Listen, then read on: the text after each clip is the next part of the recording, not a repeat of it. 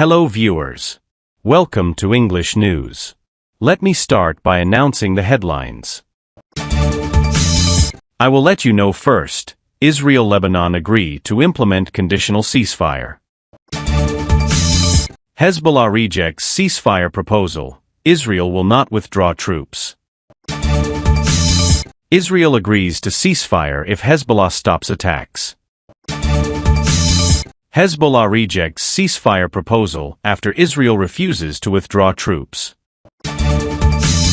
You have been listening to the news headlines for so long. Now I will tell you the whole news. But before that, a small request to you, those who have not yet subscribed to our channel, please subscribe to the channel and confirm it by pressing the bell icon next to it, so that the latest news updates reach you very soon. Dear viewers, please like, comment and share the video and spread it so that others can also benefit from watching the video. Let's tell you the whole news now. Israel and Lebanon have agreed to a conditional ceasefire after talks in Washington, the United States, but the full implementation of the ceasefire depends on a complete cessation of attacks by the Iran-backed Hezbollah group, a joint statement said on Wednesday. The two countries, which do not have formal diplomatic relations, have also agreed to create some pilot zones or experimental areas. No non-state actors or armed groups will be allowed to operate in these areas. Only the Lebanese armed forces will have sole control of the areas. The ceasefire agreement was met with continued exchanges of fire between the two sides on the border, with Hezbollah saying it had targeted Israeli troops, while Israeli airstrikes in southern Lebanon killed at least 9 people. The joint statement said that the condition for the ceasefire to take effect is that Hezbollah must completely stop attacks and withdraw its members from southern Lebanon. The ceasefire agreement came as the two sides exchanged fire on the border. Hezbollah said it had targeted Israeli troops, while Israeli airstrikes in southern Lebanon killed at least 9 people. Next discussion after June 22. Hezbollah, in support of Iran, launched a new wave of attacks on Israel on March 2. The Washington meeting was the fourth round of direct talks between Lebanese and Israeli diplomats since the conflict erupted. The joint statement said the two sides will resume talks after June 22 with the aim of reaching a full agreement. The Iranian-backed armed group Hezbollah has rejected a ceasefire proposal agreed to by Lebanon and Israel, the group said on Thursday. This was reported by the news agency Reuters. On the other hand, Israel has also refused to withdraw its troops from the country, which has put U.S. President Donald Trump's efforts to end the war and make peace with Tehran in jeopardy. Iran has made a ceasefire in Lebanon a precondition for any deal with Washington, and Tehran has even warned that it could become directly involved in the war if Israeli attacks continue. Lebanon and Israel agreed to a ceasefire on Wednesday, brokered by the United States. Hezbollah was not included in the talks.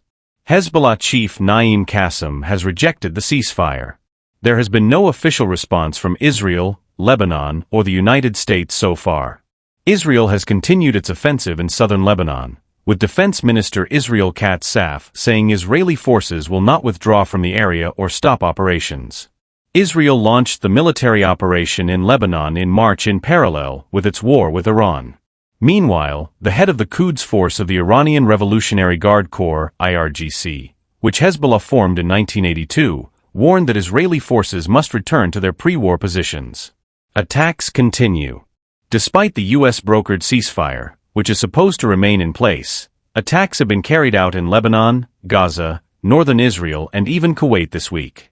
U.S. President Donald Trump commented on the situation on Wednesday, saying the agreement does not mean a complete end to the fighting, but rather a more controlled firing. On the same day, Iranian and U.S. forces exchanged fire in the Persian Gulf, one of the deadliest clashes between the two sides since a ceasefire was agreed in April. Kuwaiti authorities said 1 person was killed and more than 60 were injured in an attack by Iranian forces on Kuwait's airport. In retaliation, the U.S. military carried out airstrikes near the Strait of Hormuz. Normally, 1/5 of the world's total oil and liquefied natural gas is supplied through this waterway, but it has been largely closed since the war began 3 months ago. Iran's oil exports have fallen to their lowest level in 6 years, according to shipping data, but global oil prices have fallen by about 3% on hopes that a ceasefire in Lebanon will pave the way for a diplomatic solution between Washington and Tehran. Although Trump has repeatedly claimed since late March that a deal is close, there has been little evidence of diplomatic progress in reality. Trump, who is under pressure at home to lower oil prices ahead of November's congressional elections, suffered a rare political setback on Wednesday when the U.S. House of Representatives voted against continuing the war. But the vote was largely symbolic, as Trump is unlikely to sign the bill into law. Iran's Supreme Leader Ayatollah Mojtaba Khamenei said on Thursday that the enemies had already been defeated on the battlefield and were now trying to create internal divisions. He has not been seen in public since taking over as successor after his father was killed in an airstrike early in the war. Tehran is now mainly seeking the return of billions of dollars in withheld oil revenues, the lifting of sanctions on oil exports, the lifting of U.S. blockades on Iranian ports, and the restoration of its control over the Strait of Hormuz. Lebanon and Israel have agreed to implement a ceasefire agreement, the U.S. State Department said. Hezbollah has not yet commented publicly on the announcement. The U.S. State Department confirmed this information in a statement on Wednesday. However, the implementation of this agreement is entirely dependent on certain conditions. One of the main conditions is that the Iranian-backed armed group Hezbollah must completely stop all attacks on Israel. The announcement came after an Israeli strike in southern Lebanon on Wednesday killed at least 9 people, and Hezbollah responded by firing rockets into northern Israel, putting a shaky ceasefire initially agreed to last April to the test. All countries reiterated that the future of relations between Israel and Lebanon must be determined by the two sovereign governments. They rejected any attempt by any state or non-state actor to hold Lebanon's future hostage, the statement said. The deal is also contingent on the withdrawal of all Hezbollah operatives members from an area of southern Lebanon under Israeli control, from the Litani River to the border. The statement also said that the United States will assist in the creation of pilot zones in Lebanon, where no other armed groups will be present and where the Lebanese Armed Forces, LAF, will have sole and exclusive control over the entire region.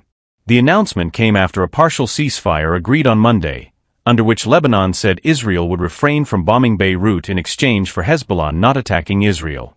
The two countries will meet again for further talks on June 22, with the aim of reaching a full agreement. Hezbollah has not yet commented publicly on the announcement. Hezbollah has rejected a ceasefire proposal agreed to by the Lebanese and Israeli governments under U.S. mediation. Meanwhile, Israel launched another attack in southern Lebanon on Thursday. Israel said it would not withdraw its troops from there. The United States announced on Wednesday that Lebanon and Israel have agreed to a ceasefire, but only if Iran-backed Hezbollah stops attacks and withdraws its fighters from southern Lebanon near the border. Hezbollah leader Naim Qassem has called the ceasefire talks between Lebanese and Israeli government representatives in the United States shameful. Rejecting Washington's announcement, he said in a written statement, "This is a roadmap to destroy part of the Lebanese people and enslave the rest. As long as the occupation continues, resistance will continue." On February 28, the United States and Israel launched a joint attack on Iran. In response, Iran launched attacks on U.S. bases in Israel and other Middle Eastern countries. On March 2, Hezbollah launched an attack on Israel. The United States then announced several ceasefires between Lebanon and Israel starting in April. However, fighting between Hezbollah and Israel continues. Meanwhile, Iran has demanded an end to Israeli attacks on Lebanon as part of a potential deal with the United States. The Hezbollah-Israel conflict has now become a key issue in ongoing talks on the deal. Hezbollah chief Naim Qassem said the ceasefire must also include southern Lebanon, where Israel has established a so-called buffer zone or security zone. The Hezbollah chief warned, if Lebanese villages are unsafe, bombed, destroyed and our people are killed, then the cities of northern Israel will not be safe either. The Quds Force of Iran's Revolutionary Guards was founded by Hezbollah in 1982. The commander of this Quds Force said that the minimum demand of the resistance is that Israeli troops return to the positions they had before the start of the war, February 28. Dear viewers, thank you to everyone who has watched our video so far. I am ending today's video by inviting you to watch the next video. May Allah protect us.